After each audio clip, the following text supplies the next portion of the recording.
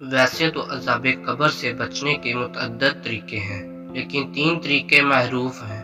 ان میں سے جو سب سے آسان، کہنے کو تو بہت مشکل ہے، لیکن سب سے پسندیدہ اور اللہ کے ہاں سب سے زیادہ محبوب اور میرے لیے اور آپ کے لیے سب سے آسان طریقہ ہے کہ اللہ کے راستے میں اپنی جان کو نچھاور کر دیا جائے۔ جو بندہ اللہ کے راستے میں شہید ہوتا ہے یا اللہ کے راستے میں کٹ جاتا ہے، اس بندے کو عذاب قبر نہیں ہوتا۔ یاد رکھیے، یہ صحیح حدیث سے ثابت ہے کہ جس وقت انسان شہید ہوتا ہے اسی وقت اس کی روح کو پرندوں کے کالم میں ڈال دیا جاتا ہے، اور وہ پرندے جنت کے چشموں سے، جنت کے پھلوں سے خوراک حاصل کرتے ہیں۔ یہ عذاب قبر سے بچنے کا سب سے پہلا طریقہ ہے۔ قبر کی زندگی بڑی لمبی ہے، تو عذاب قبر سے بچنے کے 3 بڑے طریقے جو محدثین نے بیان کیے ہیں، ان میں سے ایک یہ ہے کہ جو بندہ شہید ہو جاتا ہے اس سے عذاب قبر نہیں ہوتا۔ عذاب قبر سے بچنے کا دوسرا طریقہ سورہ ملک کی تلاوت ہے۔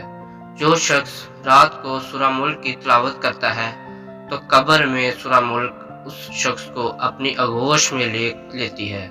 بندے کو عذاب آنے لگتا ہے تو سورہ ملک سامنے آ جاتی ہے۔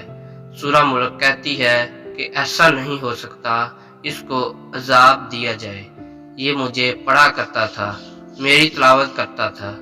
میں 30 آیتوں کی وہ صورت ہوں جو آج اس کو قبر کے عذاب سے بچاؤں گی۔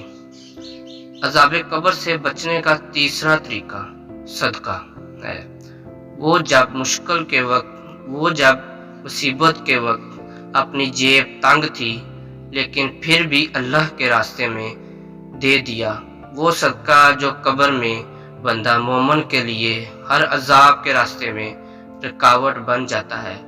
یہاں سے عذاب آ رہا ہے لیکن صدقہ سامنے کھڑا ہے کہ بندے نے 1 روپیہ خرچ کیا تھا جب اس کو ضرورت تھی، اس بندے نے 1000 تب خرچ کیا تھا جب گھر میں بل آنے والا تھا، اس نے 10,000 تب خرچ کیا تھا جب خود بیوی بچوں کو روٹی کھلانی تھی، لیکن اس نے اللہ کی راہ میں دے دیا۔ یہ 3 معروف طریقے ہیں جن سے عذاب قبر سے بچا جا سکتا ہے۔ رب تعالیٰ عمل کرنے کی توفیق عطا فرمائے، آمین۔